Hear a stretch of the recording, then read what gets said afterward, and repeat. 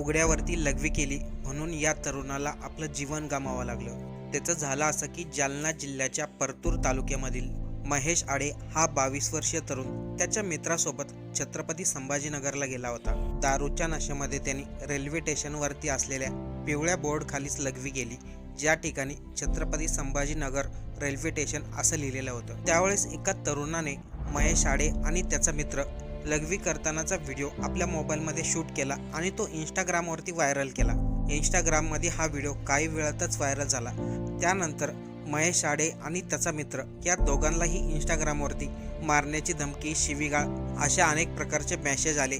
त्यांना जीवे मारण्याची धमकी असे कॉल देखील आले। त्यानंतर महेश आडे आणि त्याच्या मित्रांनी सोशल मीडियावरती सर्वांची माफी मागितली, तरी देखील त्याला इंस्टाग्रामवरती वारंवार धमकीचे कॉल येत होते, मेसेज येत होते, सारखं त्याला शिव्या दिल्या जायच्या। या त्रासाला कंटाळून 22 वर्षीय महेश आडेने विहिरीमध्ये उडी घेऊन आपलं जीवन संपवलं। महेश आडे या तरुणाने जी चुकी केली होती त्याची माफी मागितली, तरी देखील ज्या तरुणाने हा व्हिडिओ केला तो तरुण वारंवार महेश आडेला शिवीगाळ करत होता, मारण्याची धमकी देत होता। त्याबद्दल महेश आडेच्या कुटुंबातील लोकांनी विनंती केली आहे लवकरात लवकर त्या